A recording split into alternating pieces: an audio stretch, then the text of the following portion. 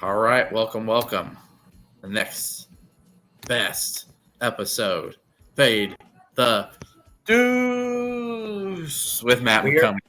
we are back, baby. We back. We made it happen. I don't know, man. Just it was just meant to be. It worked out. With a whole conglomerate mix of games this week, some weird games. We are all over the board. Fade the Deuce, Season 2, Episode 1, Week 0. And let me tell you, 4 games, 4 very different type of matchups, some 2 intriguing ones to me, and we'll get to those at the end. And so with that said, these are going to be short 25, 30-minute episodes at the worst. So we're going to get to the point, especially with 4 games to pick. So let's jump to it. First game on this docket, we'll do SMU at Nevada. 25 is the spread, right, Matt? That's right. And that's because Nevada's terrible. And Correct. Maybe because SMU's not really that bad. They're pretty decent. They're decent, maybe. A really good quarterback. They got a nice quarterback battle going on over there. It should be interesting. Okay. Yeah. So that's going to be, with 20. That's a lot of points, though, Matt. It's a lot of points. So I'll start with you. SMU 25-point favorite on the road. What do you have here? What are you thinking too on the matchup, and why are you picking the team? What you are picking? Always tough to favor a team here by almost 4 touchdowns, especially on the road. But I'm going to go SMU minus 25 here. First year in the ACC, I think they want to come out, make a little bit of a statement. They got a lot of returners from last year. They get back their quarterback who broke his leg last year. And as Kev said, they're a little bit in a quarterback battle. I think you'll see both of these quarterbacks this week. But they can put up points. And Nevada, new head coach, they're 4-20 in their last 2 seasons after Jay Norvell left. This is a team in a tailspin. They do have no identity. I think, they might get a touchdown, 10 points, but I see SMU being able to score here and score at will. So I'm going to go ahead and take the Mustangs on the hilltop of Dallas minus 25. Okay. And you know what, Matt? You might be maybe going, I'm not going to say it's cherry picking, but you want to get off to a good start this year, okay? Absolutely. I need to. I don't blame you there. All right, Kev. All right. This is a really tough game for Nevada. They do have a new coach. We'll talk about some new coaches earlier, which will probably sway a pick of mine. SMU's got a really good offense. Like I said, they've got the quarterback's names are eluding me. I'm sorry. We kind of put this one together. Preston Stone's one. Preston Stone, right. And then he came in. He was hurt last year and then his backup. So I don't know that they've named a starter, but like Matt said, you'll see both of them there. Man, I can't take Nevada. I want to so bad. 25 points. I'm going to take Nevada plus the 25 points at home for one reason only. Wow. Home dogs in prime time. We're back, baby.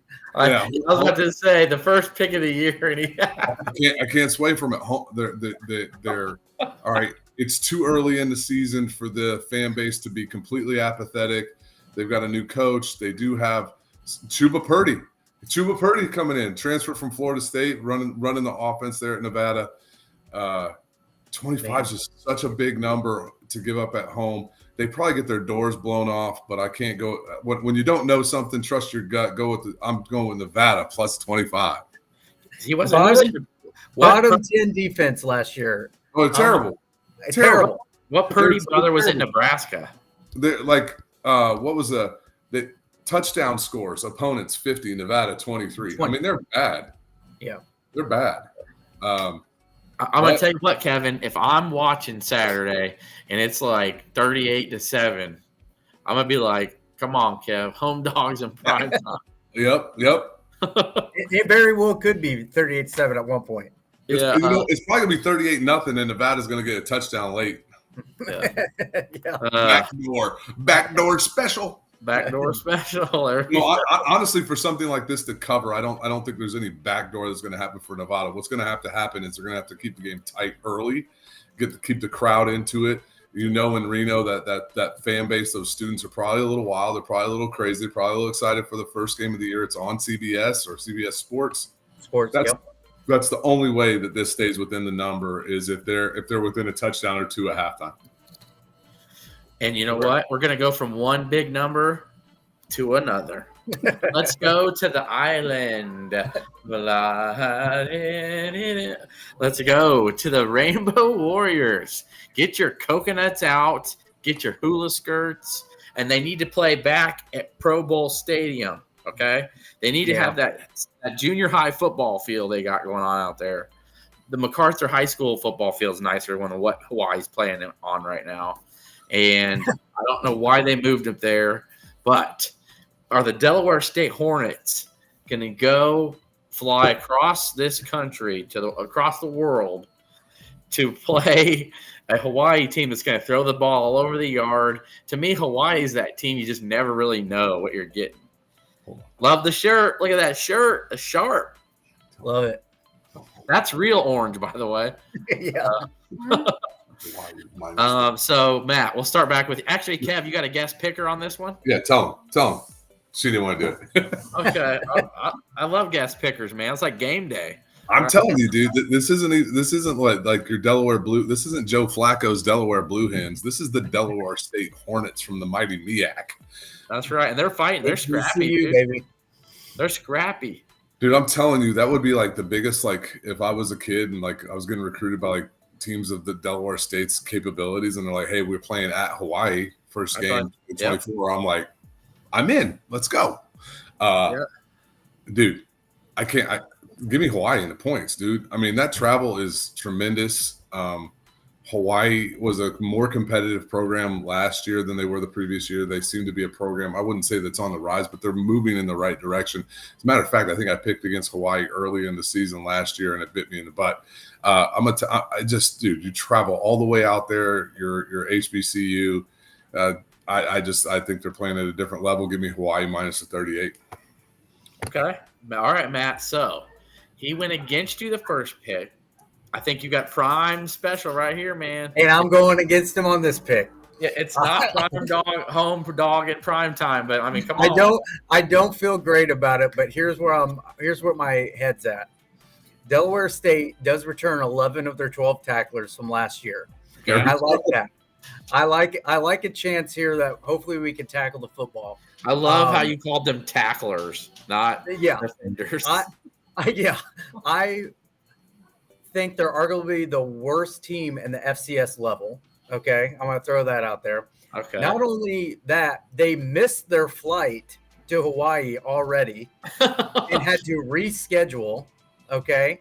And so I think this. Are you sure, Matt? You don't have to lock that pick in right now. Yeah, I'm locking it in. I think sometimes Hawaii is going to be without their star wide receiver. He's suspended for the first game. So, yes, they've got other playmakers. Yes, run and shoot. They might be able to put their janitor in there who could probably so. But I'm going to take a little adversity here for the Delaware State squad. And sometimes teams rally around a little adversity, okay? I get 15 Michigan. I get it. Yeah. Practice jerseys. All right. And exactly. And lastly, I think Hawaii will be up so big in the second half that they'll call off the dogs because they play UCLA week 1 however you want to. Game 2, yeah. Yeah, and I think they'll try to withhold some stuff. So I think everybody gets to play in this game for Hawaii. I don't know if they cover the 38. I'm gonna go out on a limb. I'm taking Delaware State, baby. HBCU. I love it. I got Timmy Chang and the Rainbow is going to throw the ball all over the lot. It might be 45-0 at half. You're right. And guess what? It could be 45-0. and then all it takes is Delaware State to get like a punt return touchdown, a fumble recovery, go for 2. Never know. And it's 37. Mhm. That's right. Yeah. The last 2, though, are definitely intriguing and would be kind of fun ones to pick any week, to be honest with you. So we'll start out with we're going to go to Albuquerque. All right. Okay. Never been there, but here it's nice. I have been there twice. Okay.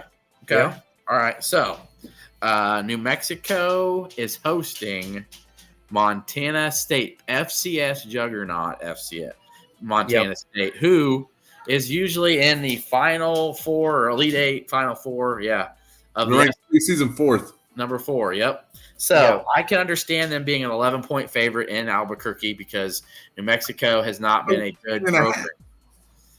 Yeah, 11 though is a lot at a division. It's 13.5. Oh, it's 13.5. Okay, that's even more. What does Vegas know on this where they keep rising it? Because they know enough because it opened at 4.5. So think about that. Okay, so how bad is New Mexico? They're bad. They're bad. But okay, so we'll start with Kev here because we've let you go twice, and now you can kind of see what he's doing here. So then maybe we'll get 3 different picks. That'll be fun. So Kevin, is Montana State just probably that much better? Is it being on the road in Albuquerque going to help New Mexico at all? What say you? 13.5 is too big, and I love doing this. I love when a number moves that way, going the other way. Montana State was an 8-4 team last year. It was a very disappointing 8-4 team. Just like you said, Ryan, they are a FCS juggernaut. I've got one name and one name only of why I think New Mexico keeps this within the number: Bronco Mendenhall. Bronco Mendenhall is the new coach for New Mexico. The guy is a competent college football coach. I know he took some lumps at Virginia. He was really solid at BYU. I think he gets his boys up and gets ready to play. They were really active in the portal. They've replaced almost their entire offensive line to include guys from like Georgia. They've got some skill position players coming in. It is at home. It's not a primetime game. I was about to say the dog in prime time. Dog in prime time. But anything this weekend is pretty much in prime time, right? Yeah. Because these games are all kind of solo shots. You got the next game, which is early, this game, which is secondarily, and then the next 2, which we already previewed, but they're all staggered. So they're all going to have their prime slot. So it is going to be a little bit of prime time. I do think that Mendenhall, with being a name, generates some buzz and some energy. And I also think, we talked about this on the show earlier in the week. Like, there's no such thing as bulletin board material at the professional level. There is at the college football level. You are a 2-touchdown underdog at home to an FCS school. The Wolfpack comes, the Aggies come out fired up, right? The Aggies? No, the Lobos. Lobos. I messed that all up. The Lobos. New Mexico State Aggies. Aggies. Yes. It's Las Cruces. Lou Henson. Yep. I think they covered the number. I think they stay within the number there. Okay, Matt. Look at this prime. Look, you go 3 in a row, 3 different picks right here. It's waiting on you. I went back and forth on this because I'm with Kev with Bronco Mendenhall. He's a very serviceable head coach. He will have his team ready to play. But end of the day, I'm taking the better team here and the better team by far. I think the offensive line is going to be a major problem for New Mexico. They replace all 5 linemen. On the flip side, Montana State returns all 5 linemen. Okay, I think they got the lead up on that. They get the quarterback back last year who was kind of taking turns and still made second team All Big Sky. This is the largest spread ever for an FCS team versus an FBS school. And I think Vegas knows something the other way. And so I don't love that it's gone up that high. I mean, I would like to seen it more down around 10.5, 11, but I'm still going to take 13.5 and hope that they get by with 2 or more touchdowns. I like it though. You're just going against Kev here, and they're very good reasons. It's going to either kill me or not. Yep. Yeah. I think someone's going to be 4-0 and the other's 0-4. There you go. I started 0-4 last year, so can't get any worse. That's true. So that leaves the prime, the best matchup of the weekend, which is actually an 11 a.m. kick. So, of course, because it's in Dublin, Ireland, it's right. Florida State and the rambling wreck of Georgia Tech. And I talked about this last night on Outside the Gridiron, presented by Mike Farrell. Okay, if anybody, shameless plug. We talked about the week 0 matchups. We didn't do the lines, though. We just picked out overall winners. I picked Georgia Tech to win the game, okay? Because straight up, because it's in Dublin. There's not going to be a special atmosphere for the Seminoles. They've got a lot to prove this year. They're a completely different team.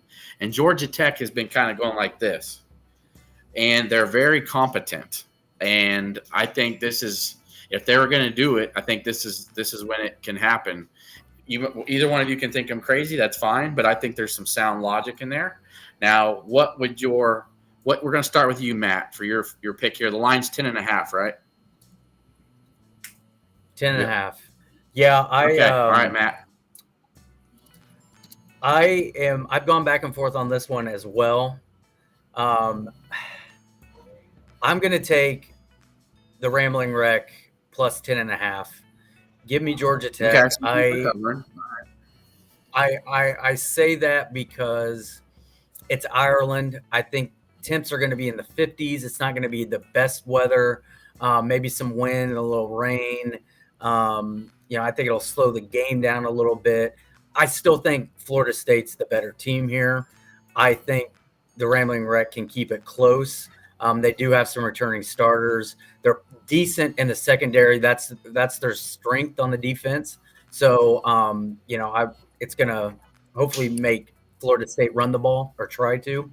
They're returning 7 or 8 offensive players. I think most of their line, some of their best. Exactly. And they had some decent wins last year. And to your point, they are a competent football team. They can pull out wins. They can hang with teams now. So I'm going to give them the benefit of the doubt. I'm going to take Georgia Tech. Not so fast, my friend. We are on opposite. Dude, Florida State spent all season wondering what could have been was Travis Arnold, right? Yeah, Travis, right? Arnold? I don't know if it was Arnold. Yeah. And then getting completely disrespected by the bowl committee and not putting them in the college football playoff. I'll stand on that they should have been in the college football playoff. Had Georgia beat Alabama, they most likely get in. And they didn't. And it was really unfortunate for them. Now, that would not have been a team that made any noise in the college football playoff because they didn't have any quarterback play to go off of. They have an entire offseason to work off that. Here's the thing. Florida State has a phenomenal secondary. Yeah, they do too. But they were hurt by teams in the past last year. And so can Georgia Tech throw the ball effectively enough? They got their quarterback back last year. He threw for like 2,900 yards. But he also threw 16 interceptions on the season. I think you're going to face a Florida State team that's carried over a lot of anger into the next season. And furthermore, Georgia Tech, I think, went 6-6 last year and then made it into a bowl game in the regular season. 2 of those wins were complete flukes. The win against Miami was one of the biggest jokes you've ever seen. And then I have no idea how they won that game, and I still don't know how they beat North Carolina either. It reminds me a lot of a team a couple of years ago that beat Michigan State and beat Wisconsin. And we are still sitting there going, how did that team make a bowl game? And then what happened the follow-up year? I think Georgia Tech might be in for a letdown season. I'm not buying them. I'm buying Mike Norvell. I'm buying the Noles. Florida State wins by 2 touchdowns or more. Okay. I'm telling you, Georgia Tech's got a running back, a stud back, and it's fine, though. It's fine. I think they'll try to run the ball more because FSU's defensive line is not going to be one of the NFL. They'll still pass rush. Norvell will find something. They recruit so highly and so well over there. They'll be fine. My opinion. I'm anxious to see, too. Florida State brings in a new offensive coordinator. So listen, Kev. This is such sound advice from Barry. Look at this comment. Tech has never not covered a spread in Ireland. Yeah, come on. Can you argue that, Kev? I didn't argue it. I took them. Yeah. Trends have to end. Barry, I love it, man. Or they have to start. By the way, Barry, are we going to get to meet you and see your face in Grange Grove this year or Lot 31? Because I hope so. I really hope so.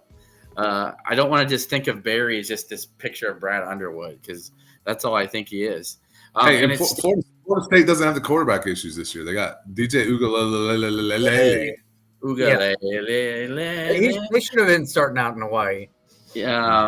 Michigan game. He's coming to the tailgate, Kev. It's official.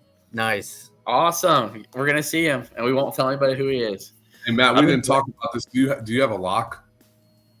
I don't have a lock, but I can look real quick on the. Yeah, I was gonna say, like, remember how we always throw like, "What's your special, game tonight?" We don't have any because we covered all four. So here's kind of funny thing: all four over and unders are either 54.5, 55.5, or 56.5. Yeah. So I guess you guys could pick your lock. Your lock could be: are you locking the covering? Or the over, maybe the over for one. I love the over in New Mexico, Montana State. I love it over 55.5. Montana State is a very good offensive team. I'll go a little different here. I'm going to go. Hawaii Delaware State over is a nice one too. I'm going first half over Hawaii Delaware State 29.5. Okay. I think they'll score over 30 first half. Where can I sign up for that too? I'm in for that. That's my lock. So you're gonna have the same lock, Kev? No. I just really like that. I think Matt. I love Matt. Matt gets the more nuanced picks, right? Yeah. Matt loves halves and things of that nature, and they were really good for us last year when we talked about them on the show. So you said over for Montana State and New Mexico, right? 55.5, I believe, is the number. Okay. Yeah. And Matt's got 54.5. I like that. Matt's got over that first half of 29.5 for Hawaii Delaware State. Yeah, I like the over in that game. Period. I think Hawaii's going to have that by half. Hawaii covers the over in that game by themselves. I think that'll at least cover my bet if they don't cover the 38. They're probably scored a lot in the first half. So we didn't do it, but we did with our picks. So it was like Illinois was over under 5.5. We all have over, so right? Yeah, we kind of. I ended up pulling the trigger on 6, but I did. Yeah. Look, the first time I ever hear Kev say he's bullish on the Illini, I'm like, I know where this is going. It's happened 3 times in a row, and I'm like, he's going to get to the bowl pick. We're going to a bowl game. I was right once, wrong. I was right in 2022. I was wrong in 23. Maybe I'll be right in 24. Yeah, that's true. I was just thinking today that the Illini were 7-1 in 2022 at one point and ranked 16th in the country. Those were good days. And what's so wild too was I remember before the Michigan State game, I was like, gonna slap these Spartans around. Yeah. We're gonna be in that top 12-ish or so when the new playoff picture comes out. Like this is how it's gonna. Life as an Illini fan, I can get used to this. The emotions of college football played into that one, and Mother Nature was not our friend that day. No, it wasn't. Yeah, I think it was 37,000 in attendance or something because. Sidney Brown had that diving pick to set us up in great field position. Remember that? We didn't score, did we? Right off the start. No, and then we got stuffed in the red zone, and it was just like, ugh. Yep. All right, so that was good. We got that done in under 25 minutes, you guys. I think this was a good, fun first episode. Obviously, next week we're going to pick 5, fun different types of games, and then we'll do a lock. And then, Matt, we won't tell everybody what it's going to be, but you want to throw another wrinkle in. Yeah, I'm going to think on that. Yeah. Okay, we'll think of a fun wrinkle. We'll introduce it next week. So obviously we'll talk about it before the show, and then we'll bring it in between your lock and the 5 picks. So we'll do that. Okay, sounds good. All right. So enjoy the rest of your guys' night. Week 0 is here in about 36 hours. Yes, Barry can get a pick week. Barry can definitely get a pick week. Can Barry get a pick? Yeah, Barry will be guest picker one week. Guest picker 1 week. We got you. We'll take guest pickers every week. We'll start with Barry next week if you're in. I'm all. I like that. Yeah, that sounds good. Thanks, Lazy Forrest Gump. Appreciate your support. All right, safe travels, Matt, wherever the hell you are. Yeah, thank you. I'm in Charlotte, North Carolina, ACC country. North Kakalaki. Yeah, that's right. All right.